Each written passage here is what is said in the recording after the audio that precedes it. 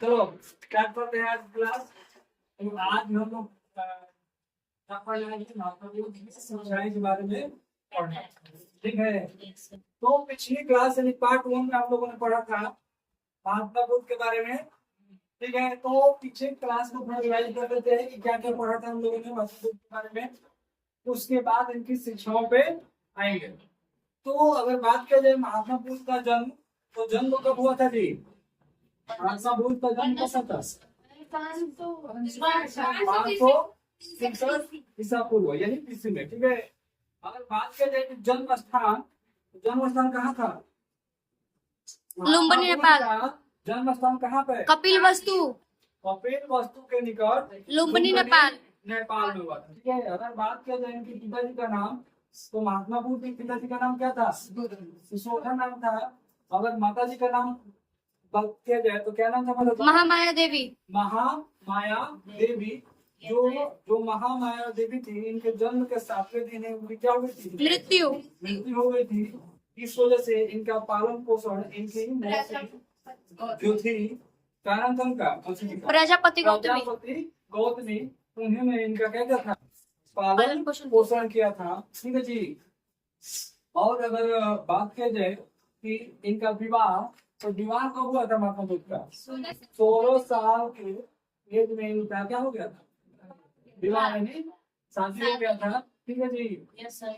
और उनकी पत्नी का नाम क्या था? महात्मा बुद्ध का उनकी पत्नी का नाम था। और उनके लड़के का नाम क्या था?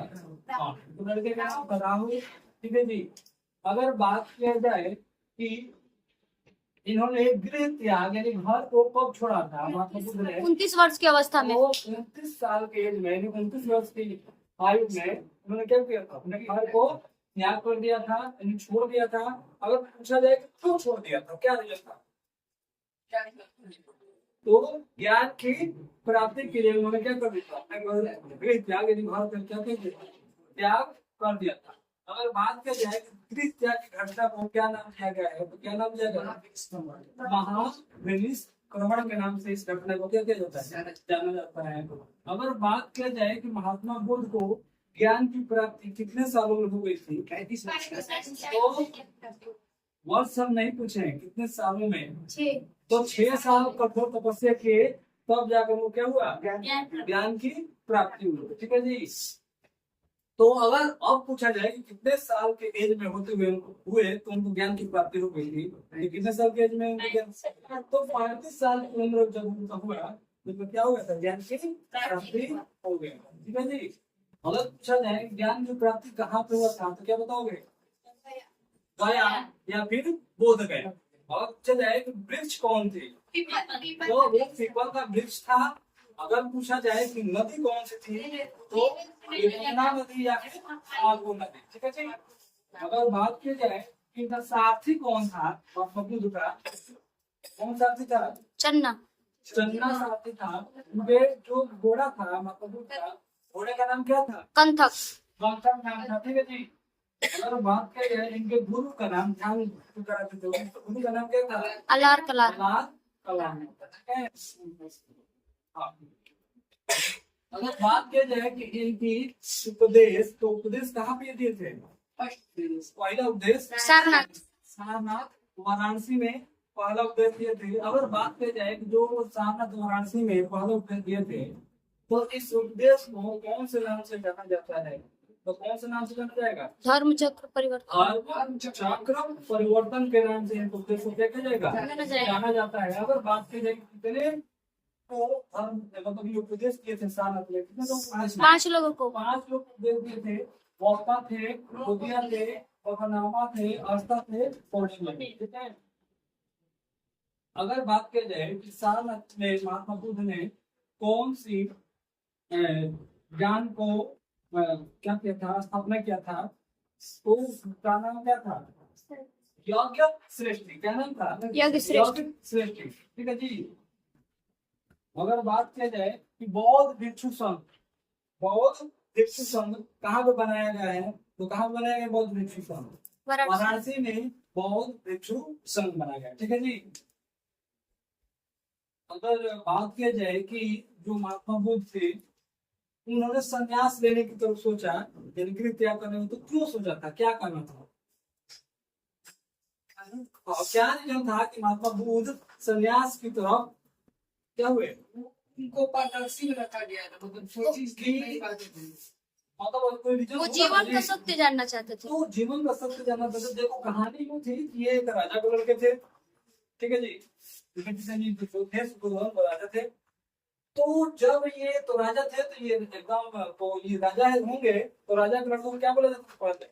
राजकुमार। राजकुमार, ठीक था। तो ये मतलब इनको सारे सुख सुविधा उपलब्ध थी, इनको किसी भी चीज की कमी नहीं थी। तो इनको दुखों का अनुभव नहीं हुआ था, संसार के बारे में जानकारी कुछ नहीं था कि संसार कैसा है कैसा नहीं है, दुख क्या है सुख क्या है, ठीक है।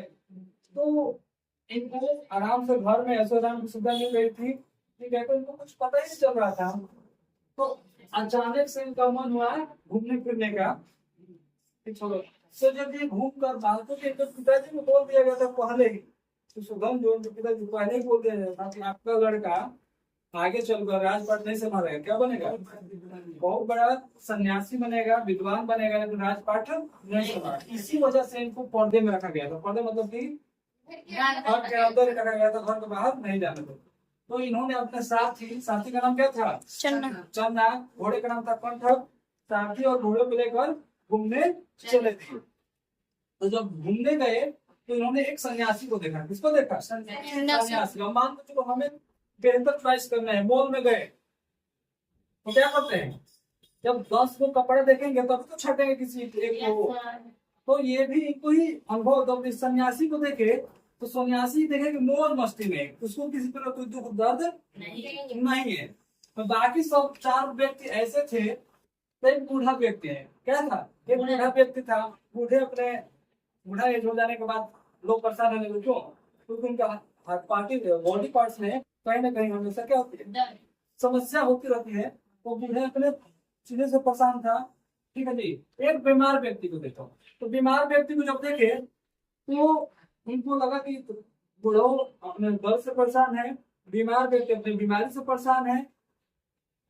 और एक व्यक्ति ऐसा देखे जो डेथ कर गया था। क्या कर गया था? डेथ कर गया था, और उसको मृत्यु शैया पर क्या गया था?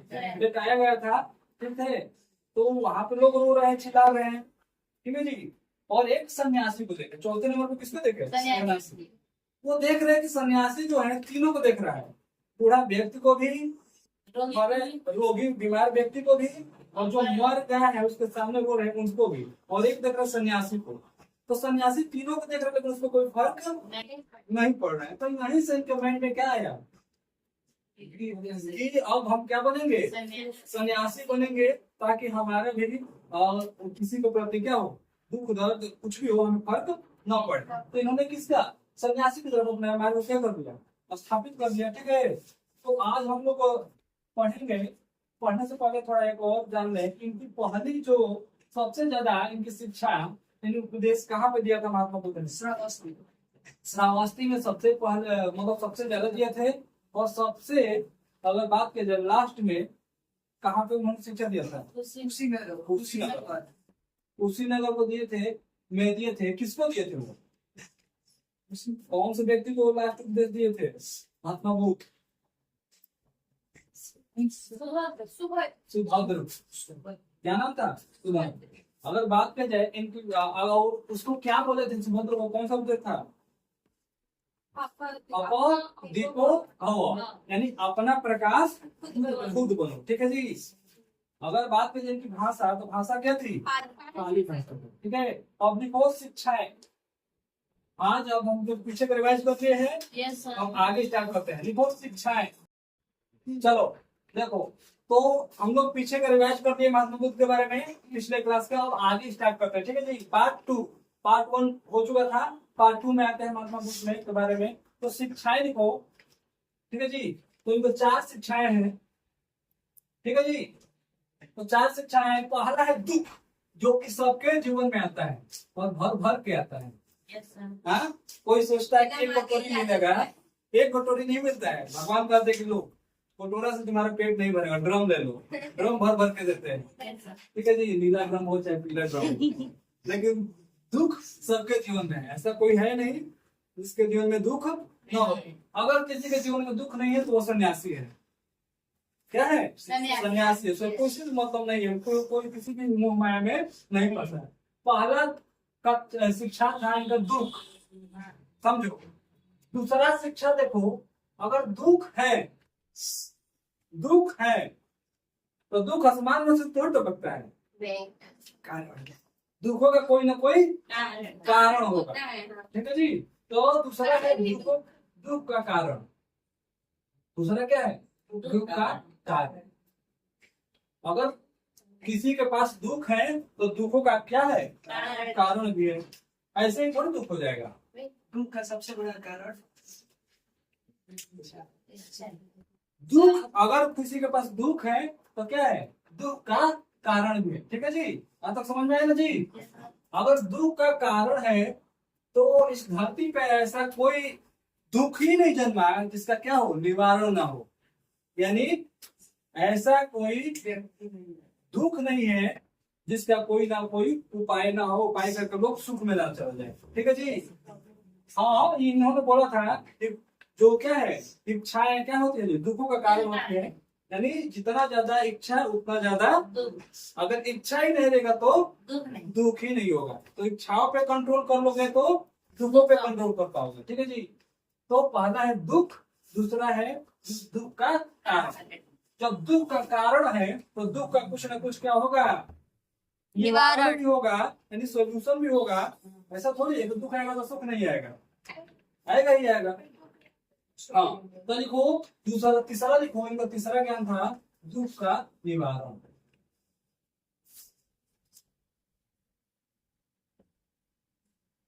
तीसरा क्या है जी? दुख का निवारण। तो कितना समझ में आया जी? तो दुख का निवारण भी हो गया। ठीक है, यानी दुख है तो दुख का कारण भी है। अगर दुख का कारण है तो उसका निवारण भी है। ठीक है, थोड़ा इसको एग्जांपल के तौर पर समझते हैं ताकि इजीली दिमाग में घुस जाए कहना क्या चाह रहे हैं हम लोग। मान लो चलो कोई गए किसी डॉक्टर के पास, ठीक है जी, बोल रहा है कि डॉक्टर साहब क्या हो गया? तो पेट दर्द कर रहा है। क्या कर रहा है? पेट दर्द कर रहा है। अच्छा, पेट दर्द कर रहा है। फट से पूछे क्या बात है, क्या खाए थे? तो बस पिज्जा बर्गर दबा के खा लिए थे। तो पेट दर्द का कारण निकल गया ना जी। पेट दर्द हो रहा है तो उसका कारण क्या निकल गया? पिज्जा बर्गर दबा के खाए थे। तो मैं अच्छा ठीक कोई बात नहीं, हमारे यहाँ आ गए हो, अब तुम्हारा आज के बाद दुख क्या हो जाएगा? खत्म हो जाएगा। क्योंकि अब उसका निवारण हम कर देंगे। यानी दुखों को जो तुम्हारा दुख है पेट दर्द का, उसका समस्या क्या कर देंगे? निवारण का हल कर देंगे। तो कैसे हल करेंगे?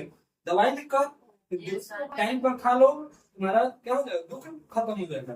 तो दुख का निवारण तो हो चुका है। दुख का निवारण के लिए क्या होना चाहिए? कोई रास्ता भी तो होना चाहिए, तभी तो इलाज होगा।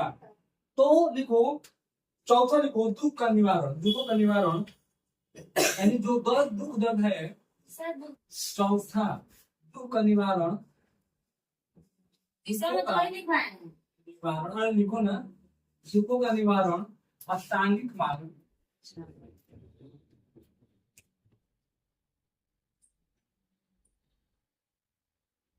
अष्टांगिक मार्ग से किया जा सकता है, किया जा सकता है। अब समझो इस बात को, क्या करना चाह रहे हैं।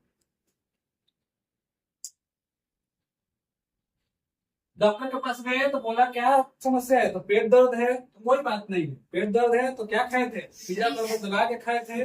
मिला तो था नहीं साल भर में, आज मिला एकदम दबा के खा लिए। हाँ, पेट पूरा दर्द कर रहा है। तो क्या करोगे? चलो कोई बात नहीं है, दुख है तो दुख का निवारण भी है। ये दवा लिख दे रहे हैं, 2-4 दिन खा लो, क्या हो जाओगे? ठीक हो जाओगे। तो मार्ग अपनाएंगे नहीं कोई ना कोई, एक मार्ग अपनाए ना। अगर दवाई नहीं देगा तो ठीक हो जाता है? नहीं होता है। तो वैसे ही अगर दुख है तो दुखों का कारण भी होगा। अगर दुखों का कारण है तो उसका निवारण भी होगा। अगर निवारण है तो उसका कुछ ना कुछ मार्ग भी होगा, यानी टेक्निक भी होगी। तभी तो दुख का कारण, दुखों को हम खत्म कर पाएंगे। तो अष्टांगिक मार्ग क्या बताए? 8 वो मार्ग है, अपना लोगे तो दुख तुम्हारे लाइफ से क्या हो जाएगा? ठीक है, समझ में आया कि नहीं? यहाँ तक क्लियर हुआ? तो अष्टांगिक मार्ग में तो होता है 8। अष्टांगिक में तो क्या होगा? 8। तो देखो अष्टांगिक मार्ग कौन कौन से है? देखो अष्टांगिक मार्ग वो 8 मार्ग कौन है? आज के बाद से किसी क्लाइंट में अगर दुख दर्द हो, समझ आ रहा जी? खूब परेशान हो तो ये 8 मार्ग अपना लेगा। ये 8 मार्ग अपनाने के बाद उसका लाइफ से दुख दर्द क्या हो जाएगा? निवारण हो जाएगा, खत्म हो जाएगा। अब एक नहीं खत्म होता है। तुम सोचो कि आज अपना लिए आज खत्म हो जाए, पॉसिबल नहीं है। कम से कम महीना, 6 महीना, साल भर भी लग सकता है। इसी को ही मेडिटेशन बोलते हैं, योगा भी बोल सकते हो, या फिर जैसे लोग नहीं होता है बहुत ज्यादा डिस्टर्बेंस हो जाता है तो क्या करता है? यही सब मार्ग अपनाकर सोल्यूशन करता है अपना। तो चलो अष्टांगिक मार्ग में है पहला सम्यक दृष्टि। पहला है सम्यक दृष्टि। पहला क्या है? सम्यक दृष्टि। अच्छा, तो सम्यक मतलब होता क्या है पहले समझ लिया जाए। ठीक है जी, या कहते हैं सम्यक होता क्या है तब समझ में आएगा सम्यक दृष्टि का मतलब क्या है। अगर ये समझ में आएगा तो क्या मतलब है? तो सम्यक मतलब होता है राइट, इंग्लिश में बोलते हैं राइट। राइट मतलब क्या होता है? सही। सही सही मतलब सीधा, सही मतलब ऐसा ना गलत मार्ग ना, सीधा। ठीक है, सही मार्ग। तो सम्यक मतलब होगा सही मार्ग, यानी हम जहाँ जा रहे हैं वो हमारा डायरेक्शन क्या हो? सही होना चाहिए। हाँ, ऐसा नहीं है कि क्या है कि हमारा मेन पढ़ने का मतलब तो ये है कि हमारा 12th अच्छे से पास हो जाए, नंबर अच्छा आ जाए। तो सही मार्ग रहेगा ही नहीं। दिन हम मोबाइल लेकर ही धसकाएंगे, पास नहीं होंगे, पास हो जाएंगे। तो भगवान की कृपा से कोई पगला होगा, चेक कर देगा तो शायद पास हो जाओ, लेकिन आज डेट में वो भी पॉसिबल नहीं। तो लोग मुनक दास जी ही पास को काट सकते हैं, तुम लोग नहीं हो पाओगे। यहाँ से में कोई भी नहीं हो पाएगा। यानी मार्ग हमारा क्या होना चाहिए? सही होना चाहिए। अगर मोबाइल पर ले रहे हैं तो पढ़ाई के लिए यूज करें, या फिर कहीं जा रहे हैं पढ़ने, वहाँ पे अच्छे से पढ़े चीजों को, घर पे भी जाकर समझे, तब जाकर हमको अच्छे नंबर से पास हो पाएंगे। तो सम्यक मतलब होता है सही मार्ग। सम्यक मतलब क्या होगा? सही मार्ग।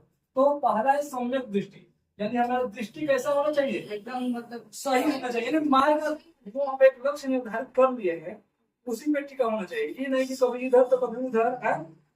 जैसे ही पढ़ रहे हैं डीजे बजा बस नाचने गाने लगे, तब तो तुम्हारा कहानी खत्म। हाँ, चले गए कहा नाच में रहे। पढ़ाई लिखाई होगा ना, जितना रहे तो कितना बारी पढ़ लेंगे, कोई नाच करना जरूरी है। तब हो जाएगा कल्याण, क्योंकि एक टाइम के बाद बस नाचे गाना करते रह जाओगे, पढ़ाई लिखाई खत्म हो जाएगा, अफसोस होगा। तो ऐसे अपने आप को बना लो कि चाहे कुछ भी हो, अगर हमें पढ़ना है तो पढ़ना है, चाहे लाइट हो ना हो, एसी चले ना चले, बस सीरियस हो जाओ उस चीज में। दृष्टि कैसे होनी चाहिए? सही होनी चाहिए, एकदम सटीक होना चाहिए। ठीक है जी। अगला है सम्यक संकल्प। सम्यक संकल्प,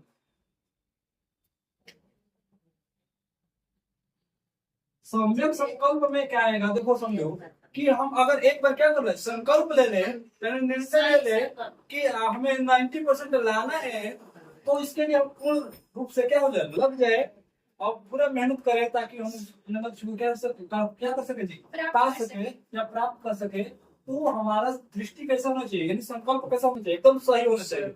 सम्यक मतलब होता है सही, संकल्प मतलब होता है एक बार हम क्या कर ले, निर्णय कर ले किस चीज को, हाँ ठान ले, निर्णय कर ले, प्रतिज्ञा कर ले, तो वो सही दिशा में हमें प्रतिज्ञा करना है। इन्हें प्रतिज्ञा कर लेना है कि नहीं नाचे देखना है, पढ़ना तो है ही, तो कहानी खत्म हो जाएगा। संकल्प क्या होना चाहिए? पढ़ना है, 90% लाना है तो लाना है। ठीक है। सम्यक वाणी, सम्यक वाणी, वाणी में तो होता है बोली। ठीक है जी, यानी हमारा बोली क्या होना चाहिए? सही होना चाहिए। ये नहीं अरे तरे करे करे करते रहना, तो ये बोली नहीं है। ठीक है, बोली ऐसा होना चाहिए कि जिससे सुनकर लगे हाँ ये किसी अच्छे घर का लड़का है, हाँ व्यवहार अच्छा है, तो तुम्हारा और तुम्हारे घर दोनों वालों का दोनों लोग का क्या होगा, नाम होगा कि हाँ ये लड़का अच्छा है, इसकी बोली अच्छी है। तो कहने का मतलब हमारे क्या होना चाहिए, सही बोली होना चाहिए। ठीक है जी, किसी से अगर बात कर रहे हैं तो रिस्पेक्ट के साथ बात करना चाहिए, ये नहीं कि उल्टा सीधा बात कर रहा हूँ। ठीक है जी। सम्यक कर्म, ये अष्टांगिक मार्ग है। सम्यक कर्म यानी कि हमारा कर्म क्या होना चाहिए, सही होना चाहिए। सही कब होगा, जब अगर हम पढ़ने बैठे हैं तो पढ़ाई पे ही ध्यान दें, नहीं कि थोड़ा सा व्हाट्सएप मैसेज पढ़ते करने लगे, तो यहाँ से कहानी में खत्म हो जाएगी।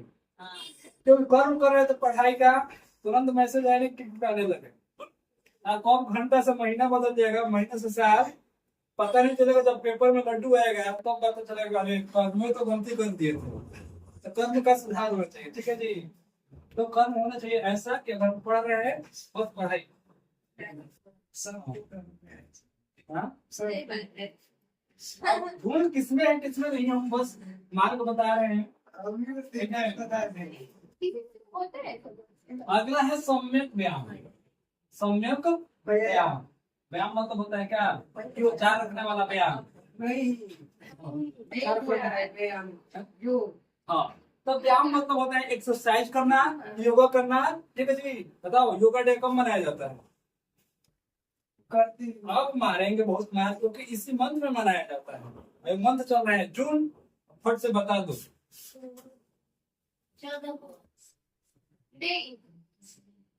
मोदी जी हर साल मनाते हैं योगा डे, याद है कि नहीं, उन्हीं ने स्टार्ट किया था। थोड़ा सा महात्मा बुद्ध से चले गए, व्यायाम से चले गए, थोड़ा एक्सरसाइज पे, एक्सरसाइज से आ गए योगा डे पे, मॉडर्न में चले गए। 21 जून को योगा डे मनाया जाता है, याद कर लो। 21 जून को मोदी जी ने, अगर पूछा जाए कि योगा किसने स्टार्ट कराया था योगा डे, तो ये मोदी जी की देन है। मोदी ने इस चीज को स्टार्ट कराया था, जो पूरे विश्व में 21 जून क्या मनाया जाता है, पूरा विश्व में योगा डे मनाया जाता है। हाँ, तो चलो सम्यक व्यायाम यानी एक्सरसाइज करने गए, ठीक है जी, तो अच्छे से एक्सरसाइज करे, ये नहीं कि दिखाने की जगह एक्सरसाइज कर रहे हैं, जाकर सूत जाए। घर पे आगे करे तो 10 में सपाट मारे तो 20 में मारे। तो एक्सरसाइज क्या होना चाहिए, अगर कोई भी एक्सरसाइज कर रहे हैं हाँ तो सही ढंग से, नहीं इसमें कोई किसी प्रकार की कमी न रहे।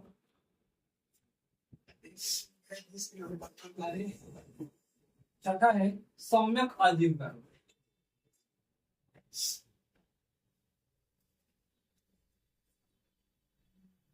आजीविका मतलब क्या होगा, कौन देगा आजीविका मतलब, आजीविका हाँ मतलब खाना, हाँ जहाँ से हमें क्या मिले, खाने हमारा डेली बेसिस का है, जो दैनिक जीवन पे हमारा खाना पीना का हम जो इंतजाम करते हैं उसको आजीविका बोल देंगे।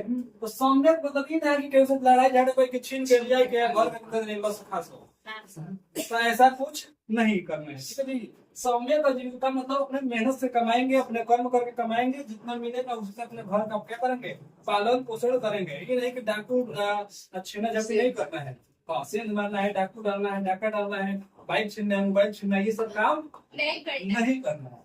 मतलब हम अपने मेहनत से कमाएंगे, चाहे मजदूरी करके कमाए चाहे जैसे भी कमाए, उसी से हम घर पे क्या करेंगे, आजीविका चलाएंगे। वो क्या कहलाएगा, सम्यक आजीविका। ठीक है, यहाँ तक क्लियर हुआ।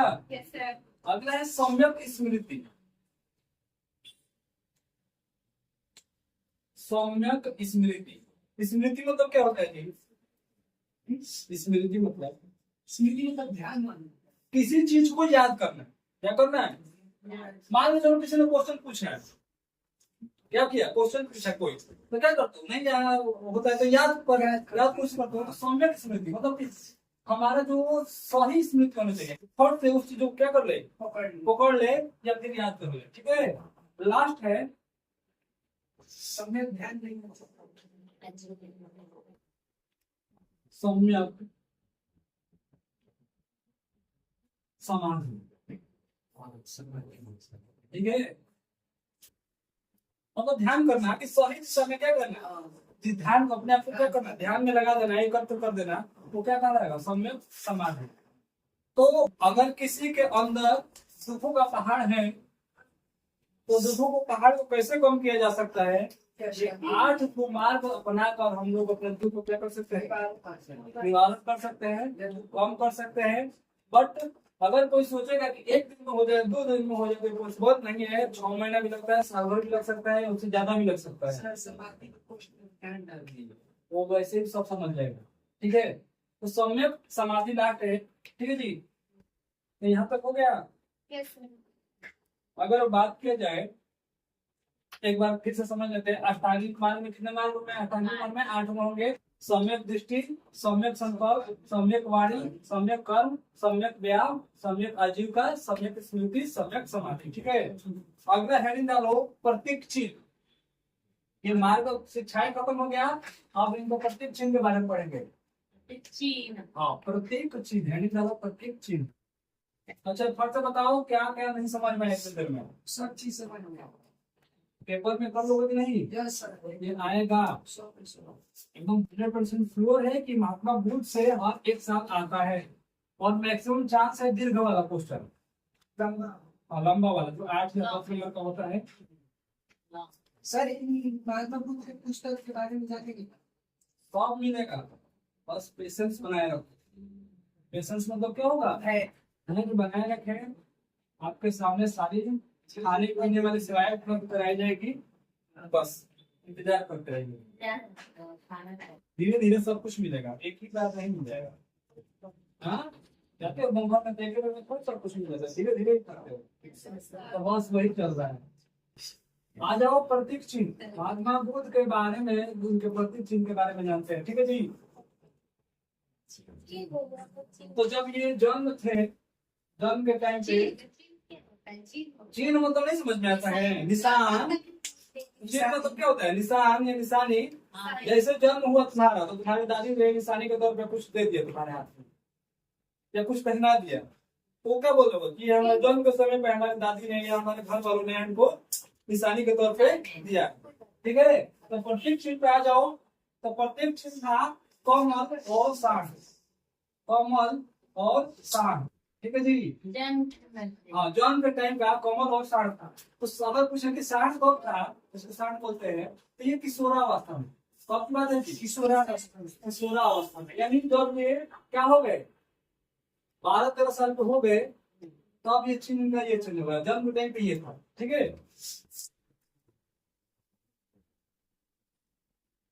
ओके। तो अगर बात करें जाए ज्ञान, तो ज्ञान तो सबको पता है, पीपल वृक्ष।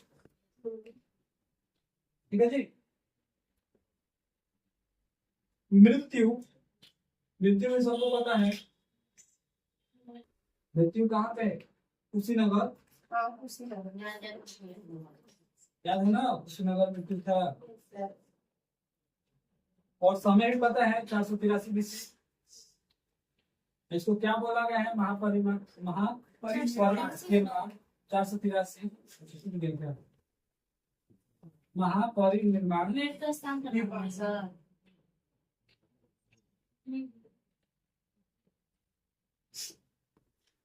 ठीक है,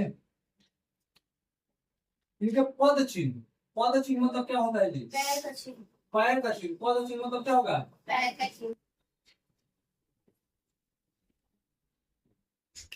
इसको बोला गया स्तूप। क्या बोला गया? यही सब क्वेश्चन आता है एमपी बोर्ड में। महात्मा बुद्ध के स्तूपों के बारे में विवेचना कीजिए, या टिप्पणी कीजिए, या परिभाषा दीजिए, या फिर लिखिए। ठीक है, इसको क्या बोला गया? स्तूप। पद चिन्ह को क्या बोला गया जी? स्तूप। ठीक है, अगर पूछा जाए कि स्तूप किसे कहते हैं, तो कौन बताएगा? स्तूप किसे कहा जाता है? नहीं, ये तो पैर के जो पद चिन्ह है उसको स्तूप बोला गया है। अगर परिभाषा जो वैसे नहीं, जो महात्मा बुद्ध की तो बोलते नहीं, जब महात्मा बुद्ध की क्या हो गई थी? डेथ हो गई थी। ध्यान समझो, महात्मा बुद्ध की डेथ हो गई थी। तो कोई अगर किसी का डेथ होता है, तो देखो ना, शरीर पर कुछ ना कुछ उसका बॉडी पार्ट पे कुछ ना कुछ रहता है, चाहे कुछ भी हो, कपड़ा हो, घड़ी हो, चाहे रिंग हो, चाहे कुछ भी रहता है कि नहीं रहता है। तो जब महात्मा बुद्ध की क्या हुई था? डेथ हो गया था, मृत्यु हो गई थी, तो उनके शरीर में जो भी कपड़ा था या अंग था, कपड़ा या जो भी पार्ट था उनके शरीर में, तो उसको निकाल कर क्या किया गया? मिट्टी को खोद कर मिट्टी को क्या कर दिया, खोद कर मिट्टी में गाड़ दिया गया। ठीक है जी। जब मिट्टी को गाड़ दिया जाएगा और फिर उसके बाद मिट्टी जब ढका जाएगा तो मिट्टी की ऊंचाई बढ़ेगी घटेगी, बढ़ेगी बढ़ेगी ना। तो वो एक शिवलिंग का आकार का हो गया। कैसा हो गया, शिवलिंग का आकार, यानी शिव जी का जो होता है ना लिंग, उसी के आकार का हो गया। और उसको क्या नाम दे दिया गया, इसको स्तूप। समझ में आया।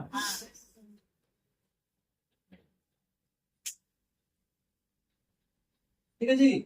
अगर ये क्वेश्चन पूछता है तो कि जब महात्मा बुद्ध तो अपने माता जी के गर्भ में थे, गर्भ में तो क्या होगा, पेट, जब पेट में थे तो उस टाइम पे क्या चिन्ह है, उनका प्रतीक चिन्ह क्या था, तो वो हाथी। क्या था जी, हाथी का चिन्ह प्रतीक चिन्ह है। ऐसा माना जाता है या ऐसा बोला गया है कि जब उनकी माता जी थी ना, पेट से थी, यानी महात्मा बुद्ध अपने माता जी के पेट में थे, तो उनको हाथी का सपना आया था। किसका सपना आया था, हाथी का सपना आया था। इसी वजह से इनके गर्भ के टाइम पे प्रतीक चिन्ह किसको माना गया, हाथी को। समझ में आया कि नहीं समझ में आया, समझ में आया कि नहीं ये। अगला लिखो, बौद्ध धर्म में शिव की संख्या, बौद्ध धर्म में शिव की संख्या, शिव की संख्या, शिव की संख्या 10। कितनी है जी, 10। ठीक है। अगला हेडिंग डाल दो, बौद्ध, वही उनका संस्थान की बात हो रहा है, बौद्ध साहित्य। अगला हेडिंग डाल दो, बौद्ध साहित्य। ठीक है जी, बौद्ध साहित्य। अगला हेडिंग डाल दो, बौद्ध साहित्य। इसके बारे में हाँ, आगे जब हम लोग तीसरा जब चलेगा, जब महात्मा बुद्ध का पाठ तीसरा चलेगा तो क्या पढ़ेंगे, बौद्ध साहित्य के बारे में पढ़ेंगे। अब लगभग 3-4 पाठ या 5 तक चला जाए तो बौद्ध साहित्य के बारे में पढ़ेंगे। बौद्ध साहित्य में आएगा त्रिपिटक। क्या आएगा, त्रिपिटक में 3 गो पिटक है, विनय पिटक, सूत पिटक और अदम पिटक। इसके बारे में चीजें समझेंगे। ठीक है जी। तो आज हम लोगों ने पढ़ा महात्मा बुद्ध की शिक्षाएं के बारे में। तो अगर बात किया जाए तो 4 प्रकार से वो शिक्षा दिया है। पहला था दुख, दूसरा था दुख का कारण, तीसरा था दुख का निवारण, चौथा था निवारण करने के लिए उसके मार्ग। तो मार्ग था अष्टांगिक मार्ग। क्या मार्ग था, अष्टांगिक मार्ग। 8 तरीके से हम दुख को क्या कर सकते हैं, कम कर सकते हैं या खत्म कर सकते हैं। तो अगर बात की जाए 8 कौन से, तो पहला था सम्यक दृष्टि, दूसरा था सम्यक संकल्प, तीसरा था सम्यक वाणी, चौथा था सम्यक कर्म, पांचवा था सम्यक आजीविका, छठा था सम्यक व्यायाम, सातवां था सम्यक स्मृति, आठवां था सम्यक समाधि। ठीक है जी। अगर बात किया जाए प्रतीक चिन्ह का, तो इनके जन्म के टाइम पे प्रतीक था, गर्भ में था हाथी, जन्म जब हुआ था कमल, जब किशोरावस्था में तो सांड।